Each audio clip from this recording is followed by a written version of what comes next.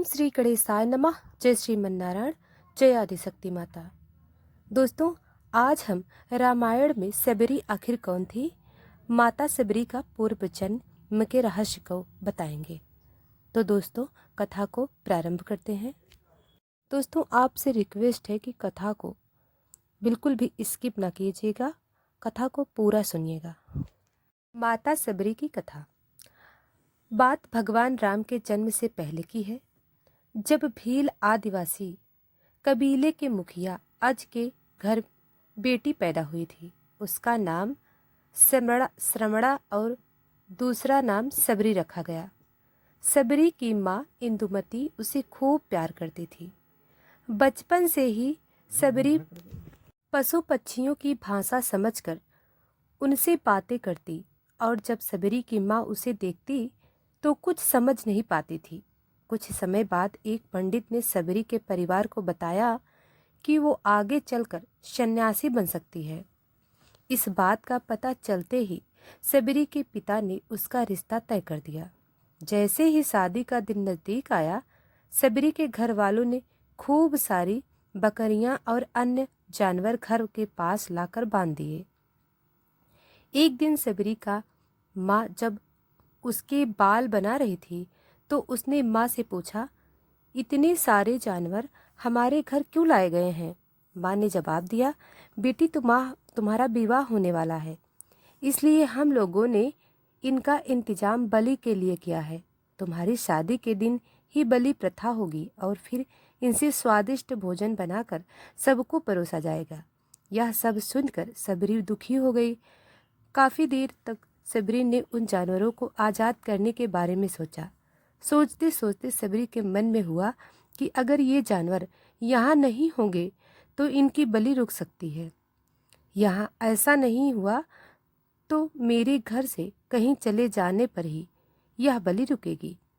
जब मैं ही नहीं रहूंगी तब ना विवाह होगा और ना ही बलि प्रथा। इससे मासूम जानवर बच जाएंगे। इसी सोच के साथ जानवरों को रखी गई जगह पर सबरी पहुंची। उसने सोचा कि उन्हें खोल देती हूँ, लेकिन वो ऐसा नहीं कर पाई। इसके बाद सबरी जंगल की तरफ भागने लगी। भागते भागते सबरी ऋषि मुख पर्वत पर पहुंच गई। वहां करीब 10,000 ऋषि रहा करते थे। सबरी को लगा कि वो भी इसी जंगल में किसी तरह ऋषि मुनियों की सेवा करके अपना जीवन जी लेगी। वो चुपचाप उसी जंगल में एक ही हिस्से में किसी तरह से रहने लगी। सबरी रोजाना ऋषियों मुनियों की झोपड़ी के आगे झाड़ू लगाती और हवन के लिए लकड़ियां लाकर रख देती। ऋषि मुनियों को समझ नहीं आ रहा था कि जंगल में उनके काम अपने आप कैसे हो रहे हैं। एक दिन सबरी को किसी ऋषि ने देख लिया। उसे देखते ही उसका परिचय पूछा। जैसे ही सबरी ने बताया कि वो भील आदिवासी परिवार से संबंध रखती है तो उसे ऋषियों ने खूब डांट लगाई। सबरी को इस बात का बिल्कुल भी पता नहीं था कि उसकी जाति छोटी है और उसे ऋषियों द्वारा जाति की वजह अपमान सहना पड़ेगा। इतना सब होने के बाद भी सबरी हर ऋषि मुनि के दरवाजे पर पहुंचती और उनके आंगन में झाड़ू लगाकर उनसे गुरु दीक्षा लेने के लिए कहती। हर कोई सबरी को उसकी जाति की वजह से अपने आश्रम से भगा देता था। ऐसा होते होते काफी दिन बीत गया। उसके बाद सबरी मतंग ऋषि की कुटिया में पहुंची। वहां पहुंचकर मतंग ऋषि को सबरी ने बताया कि वो उनसे गुरु दीक्षा लेना चाहती है। उन्होंने खुशी खुशी अपने गुरुकुल में रहने दिया और भगवान से जुड़ा ज्ञान देते रहे। सबरी ने अपने गुरु मतंग ऋषि की सेवा करने में कोई कसर नहीं छोड़ी। वो गुरुकुल के सारे काम करती थी। सबरी से खुश होकर मतंग ऋषि ने उसे बेटी मान लिया था। समय के साथ मतंग ऋषि का शरीर बूढ़ा हो गया। उन्होंने एक दिन सबरी को अपने पास बुलाया और कहा, बेटी, मैं अपना देह त्यागना चाह रहा हूँ। बहुत साल हो गए हैं इस शरीर में रहते रहते। सबरी ने दुखी मन से कहा, आपके ही सहारे मैं इस जंगल में रह पाई हूँ। आप ही चले जाएंगे तो मैं जीकर क्या करूँगी? आप अपने संग मुझे भी ले जाइए, मैं भी देह त्याग दूंगी। मतंग ऋषि ने जवाब दिया, बेटी तुम्हें चिंता करने की जरूरत नहीं है। राम तुम्हारी चिंता करेंगे और तुम्हें ध्यान भी रखेंगे। सबरी ने राम का नाम सुनने के बाद पूछा, वे कौन हैं और उन्हें मैं किस तरह से ढूंढूंगी? मतंग ऋषि ने बताया, राम कोई और नहीं भगवान है। वो तुम्हें सारे अच्छे कर्मों का फल देंगे। तुम्हें उन्हें ढूंढने की कोई ज़रूरत नहीं है। वे एक दिन खुद तुम्हें खोजते हुए इस कुटिया में आएंगे और तुम्हें उनके हाथों ही मोक्ष मिलेगा। तब तक तुम इसी आश्रम में रहो। इतना कहते ही मतंग ऋषि ने अपना शरीर त्याग दिया। सबरी के मन में मतंग ऋषि के जाने के बाद से एक ही बात थी कि भगवान राम स्वयं उससे मिलने आएंगे। वे रोज भगवान राम से मिलने के लिए बाग से अच्छे अच्छे फूल पूरा आश्रम सजाती और भगवान के लिए बेर तोड़ लाती। भगवान के लिए बेर चुनते हुए सबरी उन्हें चख लेती थी ताकि भगवान वो सिर्फ मीठे बेर ही दे। रोजाना सबरी इसी तरह भगवान के दर्शन की आस में फूल और बेर इकट्ठे करती रहती थी।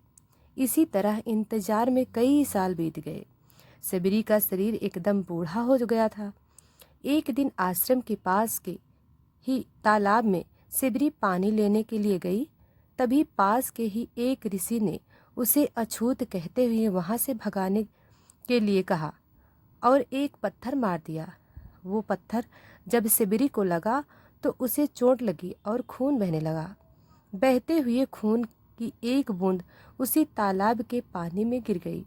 तभी पूरा तालाब का पानी खून में बदल गया। ये सब होता देख ऋषि ने सबरी को ही डांटा और कहा कि पापनी, तुम्हारी वजह से पूरा पानी खराब हो गया। रोज ऋषि उस पानी को साफ करने के लिए अपनी कई तरह की विद्याओं का इस्तेमाल करते। कई सारे जतन करने के बाद भी कुछ नहीं हुआ। उन्होंने गंगा जैसी कई पवित्र नदियों का जल भी उस तालाब में डाला, फिर भी तालाब का पानी साफ नहीं हो पाया। वो खून जैसा ही रहा। कई सालों तक तालाब के पानी को साफ करने की कोशिश के बाद भी कुछ काम नहीं आया तो ऋषि ने थक कर सब कुछ छोड़ दिया।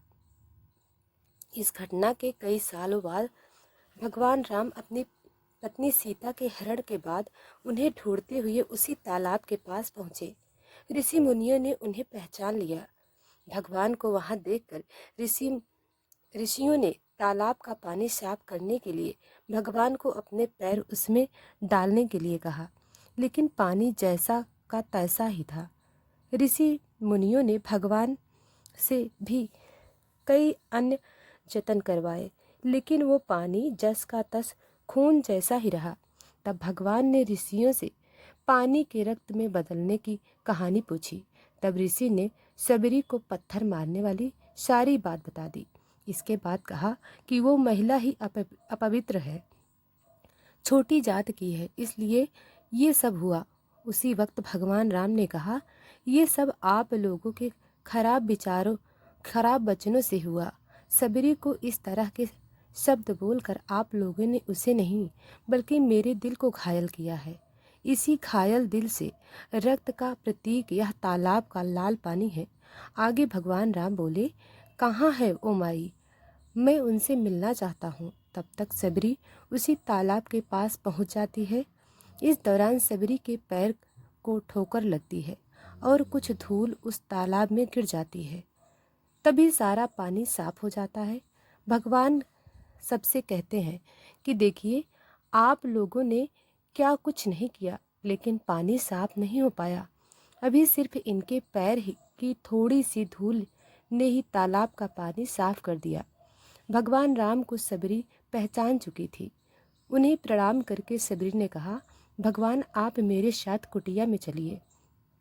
भगवान भी खुशी खुशी सबरी के साथ चल पड़े। फूलों से सबरी ने भगवान राम का स्वागत किया। वो सीधे बेर तोड़ने के लिए बाग में गई और चख चख कर उनके लिए बेर लाई। उन्होंने बड़े ही प्यार से भगवान राम को उनके भाई लक्ष्मण को बेर दिए। भगवान राम ने भी उतने ही प्यार से उन बेर को खाना शुरू किया। तभी बेर देखकर मुंह बनाते हुए लक्ष्मण ने कहा, भैया ये बैर जूठे हैं, इन्हें आप कैसे खा सकते हैं? भगवान ने जवाब दिया, लक्ष्मण ये जूठे नहीं बल्कि बहुत मीठे हैं। सिबरी माई हम सबके लिए ये बहुत प्यार से तोड़ कर लाई हैं। इतना कहकर भगवान राम प्यार से उन बैरों को खाने लगे। भगवान ने जाते हुए सिबरी माई से कहा, आप मुझसे जो चाहे वो मांग सकती है। सिबरी ने उन्हें कहा, मतंग ऋषि के कहने पर मैं आज तक सिर्फ आपके दर्शन करने के लिए जा रही थी। अब आप मुझे मोक्ष प्रदान कीजिए, मैं अपना शरीर आपके सामने त्यागूंगी। उसी वक्त सिबरी ने अपना शरीर त्याग दिया। भगवान राम ने अपने हाथों से उनका अंतिम संस्कार किया। सीता माँ की खोज में आगे बढ़ गए। इसी तरह से ऋषि मतंग की बात सच साबित हुई और सिबरी को भगवान राम के दर्शन भी हुए।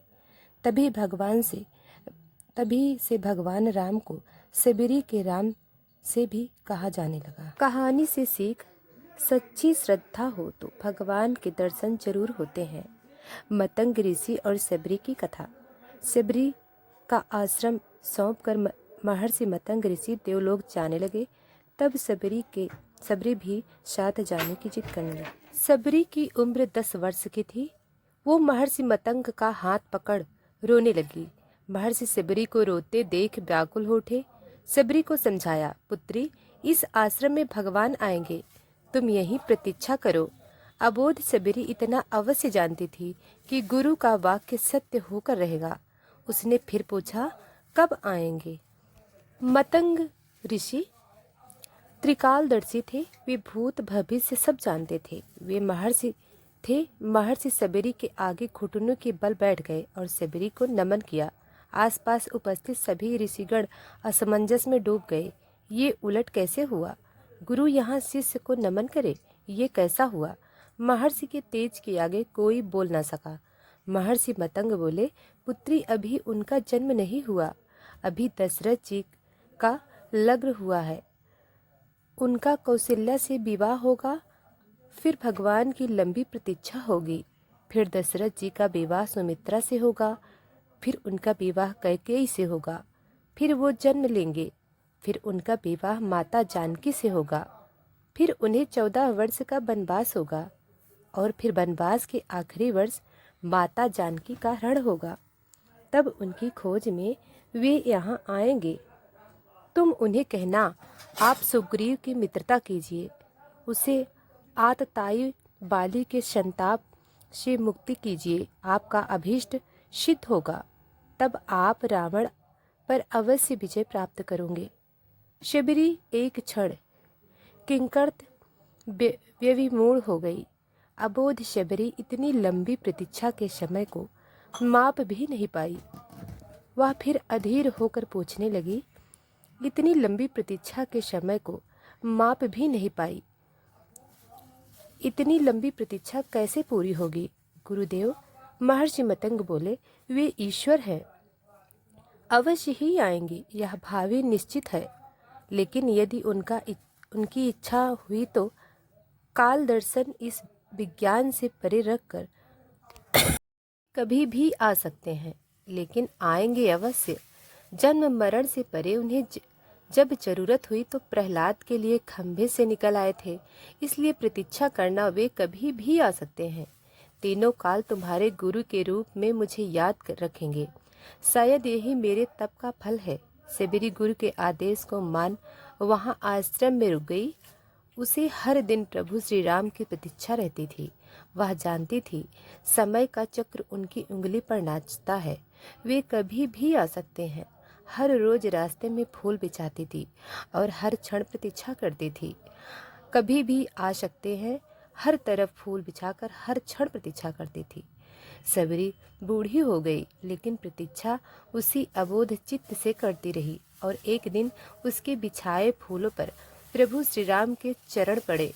सबरी के कंठ अवरुद्ध हो गया, आंखों से आंसुओं की धारा फूट पड़ी। गुरु का कथन सत्य हुआ, भगवान उसके घर आ गए। सबरी की प्रतीक्षा का ये फल रहा कि जिन राम को कभी तीनों माताओं ने जूठा नहीं खिलाया, उन्हीं राम ने सबरी का जूठा खाया। ऐसे पतित पावन मर्यादा पुरुषोत्तम दीन हितकारी श्री राम जी की जय हो, जय हो। एक टक देख तक उस सुपुरुष को निहारते रहने के बाद वृद्धा भीलिनी के मुंह से स्वर बोले फूटे, कहो राम, सिबरी की कुटिया को ढूंढने में अधिक कष्ट तो नहीं हुआ? राम मुस्कुराए, यहाँ तो आना ही था, माँ कष्ट क्या मूल्य जानते ही हो राम, तुम्हारी प्रतीक्षा तब से कर रही हूँ जब तुम जन्मे भी नहीं थे। यह भी नहीं जानती थी कि तुम कौन हो, कैसे दिखते हो, क्यों आओगे मेरे पास। बस इतना ज्ञात था कि तुम कोई पुरुषोत्तम आएगा जो मेरी प्रतीक्षा का अंत करेगा। राम ने कहा, तभी तो मेरे जन्म का पूर्व ही तय हो चुका था कि राम वीडियो को लाइक के आश्रम में चैनल जाना को है। सब्सक्राइब नहीं किया है तो अभी कर लें। कमेंट में जय श्री राम जरूर लिखें। धन्यवाद।